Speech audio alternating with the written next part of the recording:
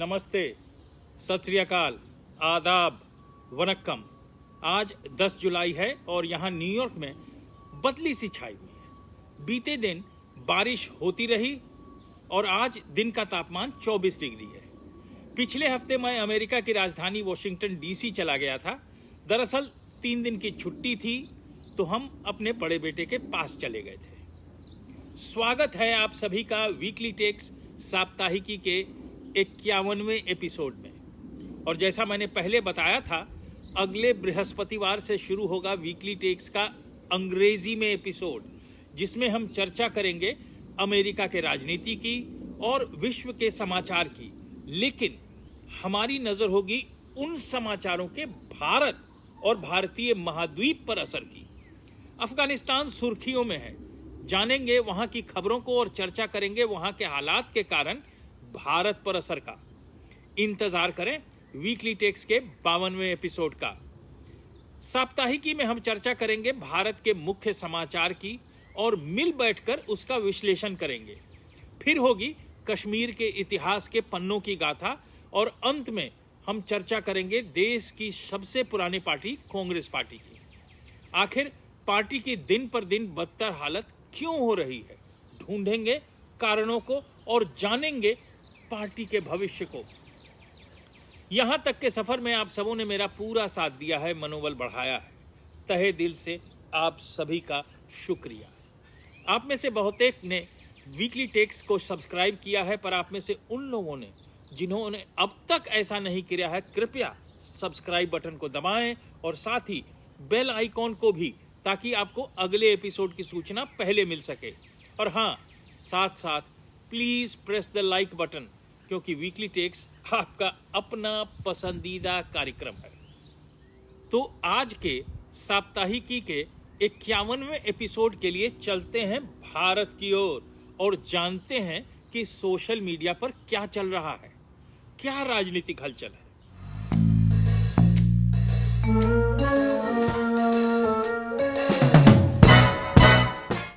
जैसा मैंने पहले कहा था कि मोटे तौर पर देखें तो सोशल मीडिया पर 2 ही गुट दिखते हैं। वे लोग जो मोदी या राष्ट्र के समर्थन में बोलते हैं, जो बाकियों के द्वारा कहलाते हैं अंधभक्त। और मेरी नजर में दूसरे दल का नामकरण उनके चारित्रिक विश्लेषण से होना चाहिए, गुलाम। चलिए अपने पैमाने पर देखते हैं। आइए चर्चा करें कुछ मुख्य समाचारों का। पिछले दिनों न्यूयॉर्क टाइम्स का एक एडवर्टाइजमेंट सुर्खियों में बना रहा। दरअसल न्यूयॉर्क टाइम्स ने एक साउथ एशियन बिजनेस कॉरेस्पोंडेंट की भर्ती के लिए विज्ञापन दिया था। मामला भारतवासियों को तब खला जब अपने आप को दुनिया में ट्रांसपेरेंसी और डेमोक्रेसी और फ्रीडम ऑफ एक्सप्रेशन के एकमात्र संरक्षक ने ऐसा विज्ञापन छपवाया। इस अखबार ने 1 जुलाई 2021 को लिंक्डइन पर जॉब रिक्रूटमेंट की पोस्टिंग की। यह जॉब दिल्ली में साउथ एशिया बिजनेस संवाददाता के लिए था। इसमें हायरिंग की शर्तें देखकर ऐसा लगता है कि जैसे बिना हिंदू विरोधी हुए या फिर एंटी मोदी हुए वहां नौकरी पाना बेहद मुश्किल है। अपने विज्ञापन के जरिए इन्होंने साफ बताया कि अभ्यर्थी ऐसा हो जो भारत सरकार के विरुद्ध लिख सके और सत्ता बदली की उनकी कोशिश में अपना योगदान दे सके। इस जॉब पोस्टिंग में अखबार ने यह तक लिखा है कि वैसे तो भारत जनसंख्या के मामले में चीन को टक्कर दे रहा है, लेकिन फिर भी विश्व मंच पर बड़ी आवाज बनने की महत्वाकांक्षा रखे हुए। चीन से तुलना क्यों? जांच करने पर पता चला कि यह सब कुछ इसलिए हो रहा है क्योंकि चीन ने इन्हें मोटी रकम दी है। ये मैं नहीं कह रहा, ये डिपार्टमेंट ऑफ जस्टिस में दाखिल कागजात बोल रहे हैं। न्याय विभाग में दायर दस्तावेजों के अनुसार चीन के कम्युनिस्ट पार्टी के मुख्य पत्र ने वॉल स्ट्रीट जर्नल को 44 करोड़, वॉशिंगटन पोस्ट को 34 करोड़, फॉरेन पॉलिसी को 1.7 करोड़, न्यूयॉर्क टाइम्स को $50,000 से अधिक का भुगतान किया है। इसके अलावा कम्युनिस्ट पार्टी के मुखपत्र ने ट्विटर के विज्ञापन पर भी 2 करोड़ से ज्यादा खर्च किए थे। जाहिर है कि ये सभी विज्ञापन खैरात में नहीं बांटे गए होंगे। बिना कहे नियम अनुसार क्विड प्रो को तो होगा ही, और अखबार में समर्थन के अलावा और क्या लिखा जा सकता है। बता दें कि इसी क्रम में साल 2018 में न्यूयॉर्क टाइम्स और वॉशिंगटन पोस्ट दोनों ने एक प्रायोजित समाचार चलाया जिसका शीर्षक था belt and road align with African Nations. इसी समाचार के साथ एक अन्य रिपोर्ट भी छपी थी जिसमें ट्रंप प्रशासन की आलोचना की गई थी। चीन ने ऐसे समाचारों के लिए विदेशी मीडिया को अपने हित के लिए एक टूल की तरह उपयोग किया था और दिखाया था कि चीन पर अमेरिका टैरिफ बढ़ाने से कैसे अमेरिका में घर बनाना महंगा हो जाएगा और अमेरिका की इकोनॉमी खराब हो जाएगी। तह में चलते हैं और जानते हैं कि ये यहां किन लोगों के कहने पर हो रहा है। भारत के खिलाफ मुहिम चलाने वाला है George Soros, council on American Islamic relations, Islamic circle of north America. चलिए जानते हैं इन लोगों और संगठनों के बारे में। जॉर्ज सोरोस दरअसल एक बिजनेसमैन है जो एक संगठन चलाता है जिसका नाम है ओपन सोसाइटी फाउंडेशंस, और इसका मूल काम है दुनिया में डेमोक्रेसी को प्रचारित और व्यवस्थित करना। बड़े ही नेक विचार हैं और बड़ा ही अच्छा काम है, पर इसका मूल काम है तख्ता पलट कराना और अराजकता का माहौल देशों में पैदा करना और उस स्थिति से पैसे कमाना। जॉर्ज सोरोस ने World Economic Forum at Davos 2020 में वक्तव्य दिया था कि भारत में मोदी एक हिंदुत्ववादी सरकार की स्थापना कर रहा है जो कश्मीर के मुसलमानों को अपने अधिकारों से वंचित कर रहा है। उसी मंच से जॉर्ज सोरोस ने इसी काम के लिए $1 बिलियन की राशि देने की बात भी कही थी। The target of George Soros is India and India under Prime Minister Modi. Care और इकना की ज्यादातर फंडिंग तुर्की से होती है, वही तुर्की जो तीसरी शादी करने जा रहे आमिर खान को प्रिय है। अगले एपिसोड में हम इन संगठनों के कामकाज के विस्तार से चर्चा करेंगे। मैंने यहाँ अमेरिका में इन संगठनों को बहुत नजदीक से देखा है और कुछ के साथ काम भी किया है। न्यूयॉर्क टाइम्स भी ये कहता है कि पीएम मोदी देश के हिंदुओं को सशक्त बना रहे हैं, जो कि वहां के बहुसंस्कृतिवादी के सिद्धांतों के खिलाफ है। विदेशी अखबार का यह भी कहना है कि भारत अभिव्यक्ति की स्वतंत्रता का दमन करने में लगा है, जबकि इस बात के सबूत क्या हैं वो इसे नहीं बताता। अब जरा गौर से देखें और सोचें, जब इस देश में करीब 70 से 75% हिंदू हैं, तो अगर देश सशक्त बनेगा तो क्या हिंदू अपने आप ही सशक्त नहीं हो जाएगा? तो इसका मतलब ये कि मोदी अपने देश को कमजोर ही रखें।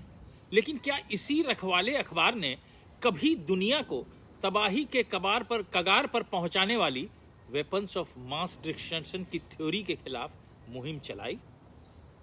क्या मुल्कों में घुसकर डेमोक्रेसी के नाम पर जबरदस्ती सत्ता परिवर्तन के खिलाफ इसने कभी बोला है? क्या चीन में उइघर मुसलमानों पर हो रहे जुल्म पर कभी विज्ञापन छापा है?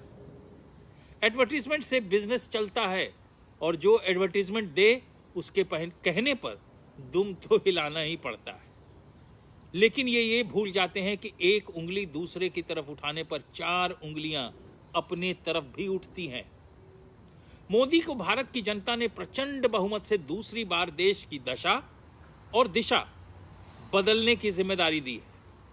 भारत विश्व का सबसे बड़ा लोकतंत्र है और उसके नागरिकों को democracy, transparency, freedom of expression, secularism इत्यादि का पाठ दूसरे से नहीं सीखना है।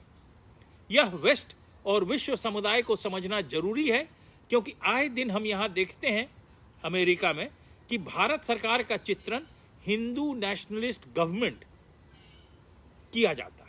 ऐसा ये इसलिए कह पाते हैं कि हम में से ही कुछ लोग अपोजिशन में होने पर कुछ भी बोल देते हैं, कभी देश पर आंच की बात नहीं सोचते।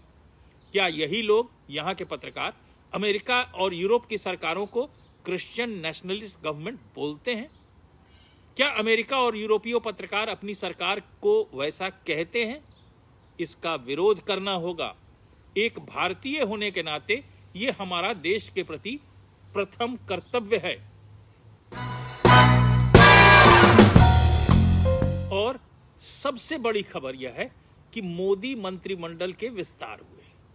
बहुत अटकलें लगाई जा रही हैं कि फलां को हटाने का कारण ये था, युवा टीम को लाने का मकसद ये है, वगैरह वगैरह। मेरी सोच थोड़ी अलग है। इस मंत्रिमंडल के विस्तार से 2029, याद रहे 2029 के चुनाव की रूपरेखा तय कर दी गई है। प्राइवेट और कॉरपोरेट सेक्टर के एक्सपीरियंस वाले लोगों को मंत्रिमंडल में शामिल करके मोदी ने भारत के डेवलपमेंट को फास्ट ट्रैक से चलाने का संकेत दिया है।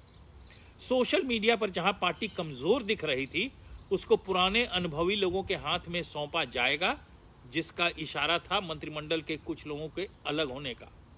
युवा टीम सभी तरह के अनुभव के साथ और मोदी जैसे विजनरी का मार्गदर्शन भारत का भविष्य सुरक्षित ही नहीं, उज्जवल भी बनाता है। अटकलें ये भी हैं कि मोदी हटाए गए मंत्रियों के काम से खुश नहीं थे। आप INB मिनिस्टर हैं और आप मीडिया को कंट्रोल नहीं कर सकते। आप इंफॉर्मेशन टेक्नोलॉजी के मंत्री हैं और आपका खुद का ट्विटर अकाउंट बंद हो जाता है। यानी आपका डर किसी को नहीं है, फिर आप काहे के थानेदार हो? आप क्या सोचते हैं? साझा करें अपने विचार।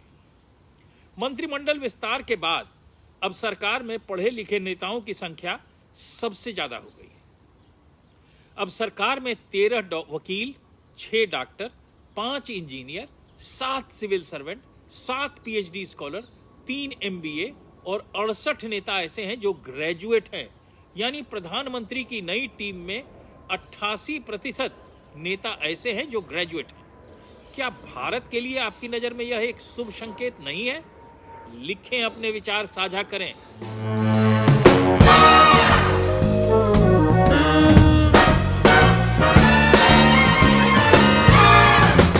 आइए अब चले धरती के स्वर्ग कश्मीर के इतिहास की ओर। पिछले एपिसोड में हमने जाना सिकंदर बुतशिकन या सिकंदर मूर्ति भंजक के बेटे जैनालुद्दीन के बारे में। हमने जाना कि अगर सिकंदर बुतशिकन को मूर्ति भंजक कहा गया तो उसका बेटा जैनालुद्दीन कहलाया मूर्तियों और मंदिरों का सबसे बड़ा संरक्षक। हमने ये भी जाना कि इस सुल्तान ने अपने पिता द्वारा विस्थापित ब्राह्मणों को निमंत्रण देकर वापस कश्मीर बुलाया और उनके पुनर्वास की समुचित व्यवस्था की। कल्पना से परे इसके राज में धार्मिक सौहार्द पनपा। मोदी जी ध्यान दें। हमने ये भी जाना कि यह सुल्तान इतना बड़ा भवन और बांध निर्माता था कि जनता उसे प्यार से विश्वकर्मा भी कहती थी। चलिए इतिहास के पन्नों को पलटते हैं और जानते हैं आगे की कहानी, चक वंश की कहानी। हबीब शाह के शासन काल में गाजी चक हबीब शाह का प्रधानमंत्री था। गाजी चक लंकर शाह का बेटा था जो रिंचन शाह के समय ही कश्मीर आया। ये लोग गिलगिट और हुंजा क्षेत्र से कश्मीर में आए। चक राजाओं ने कश्मीर पर मुगल शासन को 1568 ईस्वी तक रोक कर रखा था। शाह हबीब को गाजी चक ने मारा था और कश्मीर की गद्दी पर चक राजाओं का शासनकाल प्रारंभ हो गया। गाजी चक के बारे में कहा गया है कि इसने 3-4 सालों के लिए ही राज किया। इसकी आंखों की रोशनी चली गई और उसे कुष्ठ हो गया। उसके बाद इसका पुत्र गद्दी पर बैठा, इसलिए यह कहा जा सकता है कि चक राज्य गाजी शाह से शुरू हुआ। गाजी शाह ने ही रजौरी में अकबरी सेना को हराया था और उस समय भगवान दास अकबरी सेना का प्रतिनिधित्व करते थे। इस राजवंश में 2 राजाओं का नाम लिया जा सकता है जो उल्लेखनीय हैं, यूसुफ शाह चक और हुसैन शाह चक। इन दोनों के बीच में एक और नाम उल्लेखनीय है, याकूब शाह चक। हुसैन शाह चक के समय में कश्मीर में मुसलमानों के 2 संप्रदायों के बीच लंबा संघर्ष चला था। यह संघर्ष था शिया और सुन्नी समुदाय के बीच। सुन्नी मुसलमानों की संख्या अधिक थी और शिया मुसलमानों की कम। फिर भी राज्य शिया मुसलमान ही करते थे, जिनकी अधीनता में सुन्नी नहीं रहना चाहते थे। हसन चक के बाद जब अली शाह गद्दी पर बैठे तब उन्होंने इस आंतरिक संघर्ष को खत्म करने की बहुत चेष्टा की, पर सफल नहीं हो सके। इन्होंने संघर्ष खत्म कराने की बहुत चेष्टा की, यहां तक कि मुबारक बाई हकीकी को कश्मीर का प्रधानमंत्री बनाया जो सुन्नी थे। अली शाह की मृत्यु पोलो खेलते समय हाथी से गिरकर हुई थी। अली शाह की मृत्यु के बाद यूसुफ शाह चक गद्दी पर बैठे। उन्होंने राज्यकाज को सुचारू ढंग से चलाया, कर प्रथा में अभूतपूर्व सुधार किए, जिससे जनता पर कम बोझ पड़ता था। कश्मीर का सौंदर्यकरण किया गया। सोनमर्ग और गुलमर्ग को घूमने वालों और पर्यटकों के लिए स्थानीय जनताओं के लिए सुविधाजनक बनाया गया। इनके समय में कश्मीर इतना सुंदर लगता था कि उसी समय से इसे धरती पर स्वर्ग कहा जाने लगा। उनकी पत्नी का नाम था हब्बा खातून। अगर हब्बा खातून की चर्चा न हो तो कश्मीर का इतिहास अधूरा रह जाएगा। एक अनुपम सुंदरी, शायरा, कवियत्री और सूफी संत के रूप में उन्हें याद किया जाता है। इनका योगदान कश्मीर के साहित्यिक क्षेत्र में इतना बड़ा है कि कश्मीर चक राजाओं को भूल भी जाएं, पर हब्बा खातून को कभी नहीं भूल सकते। इनकी गणना आज भी कश्मीर की जानी मानी हस्तियों में होती है। यह चंदनहार में 1541 में एक गरीब किसान के घर में पैदा हुई थी। छोटी सी उम्र में इनकी शादी कर दी गई, पर गरीबी और अभाव भी उनकी प्रतिभा को रोक नहीं पाए। खेतों में काम करते हुए भी ये कविताएं किया करती थी। यूसुफ शाह ने उन्हें खेतों में गाते हुए सुना था और इस पर उनके पति से तलाक दिलवाकर उन्हें अपनी बेगम का दर्जा दिया। उन्हें कश्मीर की जूनी यानी कश्मीर का चांद, नाइटिंगेल ऑफ कश्मीर कहा जाता है। यह कश्मीरी जुबान की पहली शायरा है। उसके बाद 1542 में यूसुफ शाह के ही शासनकाल में अकबर ने दोबारा कश्मीर पर आक्रमण किया। इस बार अकबर की सेना का नेतृत्व मीर कासिम कर रहा था। यूसुफ शाह ने सेना की शाह मीर कासिम की सेना से हार गई और यूसुफ शाह को बंदी बना लिया गया। मीर शाह कश्मीर के पहले मुगल राज्यपाल बनाए गए। इनको बंदी बनाकर बिहार के विरसाक जेल में भेज दिया गया, जहां कुछ समय के पश्चात उनकी मौत हो गई। पर कश्मीर की जनता ने इस पराजय को स्वीकार नहीं किया। उन्होंने उनके बेटे याकूब शाह को कश्मीर का राजा बना दिया। चक राजों की शासन व्यवस्था की प्रमुख घटनाओं का वर्णन हमने आपके सामने इस अंक में किया है। कश्मीर के इतिहास के पन्नों से आज इतना ही। अगले एपिसोड में जानेंगे आगे के इतिहास की गाथा।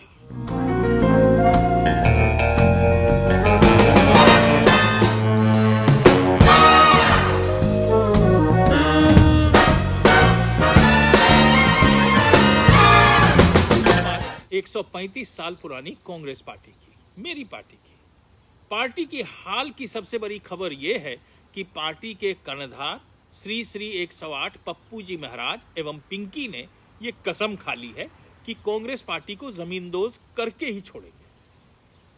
वरना क्या वजह है कि जिस अमरिंदर सिंह ने अपने बलबूते पर पंजाब में कांग्रेस पार्टी को जितवाया, आज उन्हीं को तरजीह नहीं दी जा रही है और डिसिडेंट्स की पीठ पप्पू और पिंकी दोनों थपथपा रहे हैं। पहले तो अमरिंदर सिंह को मिलने का समय नहीं दिया गया और बागी सिद्धू के साथ तस्वीर जारी की गई। क्या मैसेज जाता है कार्यकर्ताओं के बीच? पूर्व और जल्द ही शायद फिर से बनाए जाने वाले अध्यक्ष 51 साल के हो गए हैं, लेकिन उम्र के साथ समझदारी में कोई इजाफा नहीं हुआ है। पार्टी की हालत दिन पर दिन बदतर होती जा रही है। संगठन में चुनाव और एक फुल टाइम अध्यक्ष की मांग पिछले कई सालों से हो रही है। कांग्रेस पार्टी के 23 वरिष्ठ नेताओं ने पत्र लिखकर इसकी मांग की गई थी, जिसके कारण उनकी बेइज्जती की गई, पर आज तक कुछ नहीं हुआ। पर हुआ तो हुआ कि दस्तखत से यूरोप के 9 देशों में ओवरसीज कांग्रेस के अध्यक्ष मनोनीत किए गए हैं। अजब तमाशा है, जमीन पर कुछ नहीं तो वर्चुअल वर्ल्ड में खेला होबे, देश में कुछ नहीं तो विदेश में पार्टी अध्यक्ष होबे। जय हो ऐसे सोच की। भगवान भला करे कांग्रेस पार्टी का। मेरी सूचना के मुताबिक कई राज्यों में पार्टी के वरिष्ठ नेता कांग्रेस पार्टी छोड़ने पर मजबूर हैं। बिहार में 10, मध्य प्रदेश में 20 से 25, राजस्थान में 27 नेता तैयार बैठे हैं। पप्पू और पिंकी सिर्फ पार्टी को ही नहीं बल्कि पार्टी से जुड़े लाखों कार्यकर्ताओं के सपनों को चकनाचूर कर रहे हैं, उनके भविष्य को मटियामेट कर रहे हैं। अगर उत्तर प्रदेश के पंचायत चुनाव को पैमाना माने तो वहां कांग्रेस पार्टी का खाता भी नहीं खुला। पारिवारिक सीट अमेठी और रायबरेली से भी कांग्रेस का सुपड़ा साफ रहा। यह संकेत है कि पप्पू की तरह सोनिया जी भी रायबरेली से हार रही हैं। जमीनी स्तर पर कांग्रेस पार्टी का नाम लेने वाला कोई नहीं है। जो थे उनको तो आपने ऐसी स्थिति पैदा की, वे या तो छोड़कर चले गए या आपने उन्हें सस्पेंड कर दिया। और शायद इसलिए कांग्रेस पार्टी ने प्रदेश के कार्यकर्ताओं को सोशल मीडिया की ट्रेनिंग देने का कार्यक्रम 1 जुलाई से शुरू किया। जमीन पर तो है नहीं, वैश्विक वर्ल्ड में ही विचरेंगे और सीखेंगे। 26 अकबर रोड के बाहर एक sign board under new management मुझे लटकता दिख रहा। जब संख्या कम हो तो जोड़ने का काम किया जाता है, ऐसा सभी विद्वान कहते हैं। परंतु पप्पू और पिंकी के स्ट्रेटजी में लोगों को हटाना ही लिखा है। कहा ना कि इन लोगों ने कसम खाई है कि गांधी जी के सपने को पूरा करेंगे। दरअसल गांधी जी ने इच्छा व्यक्त की थी कि आज़ादी मिलने के बाद कांग्रेस पार्टी को बंद कर दिया जाए। पप्पू और पिंकी ने यह बात दिल पर ले लिया। ज्ञात रहे, कांग्रेस एक अखिल भारतीय संगठन है। इसने 2019 में 11.9 करोड़ वोट हासिल किए थे। भले ही उसे केवल 52 सीटें मिली, लेकिन मौजूदा समय में संगठन लचर और लाचार है और कांग्रेस पार्टी को चुनावों और राज्यों में संघर्ष करना पड़ रहा है। हालात ऐसे हैं कि हमारे इंफॉर्मेशन के मुताबिक कांग्रेस पार्टी को शायद 5 से भी कम सीटें उत्तर प्रदेश के 2022 के चुनाव में मिलेंगी। साप्ताहिकी के अगले एपिसोड में हम विस्तार से चर्चा करेंगे उत्तर प्रदेश में कांग्रेस की स्थिति की। क्या बुंदेलखंड एक अलग राज्य फिर से बन पाएगा? क्या सफल होगी ब्रह्मसेना की रणनीति? आज के लिए इतना ही। वीकली टेक्स के बृहस्पतिवार के एपिसोड में हम चर्चा करेंगे अमेरिका के राजनीति की और विश्व के समाचार की। हमारी नजर उन समाचारों पर खासकर होगी जिससे भारत और महाद्वीप पर असर पड़ता हो।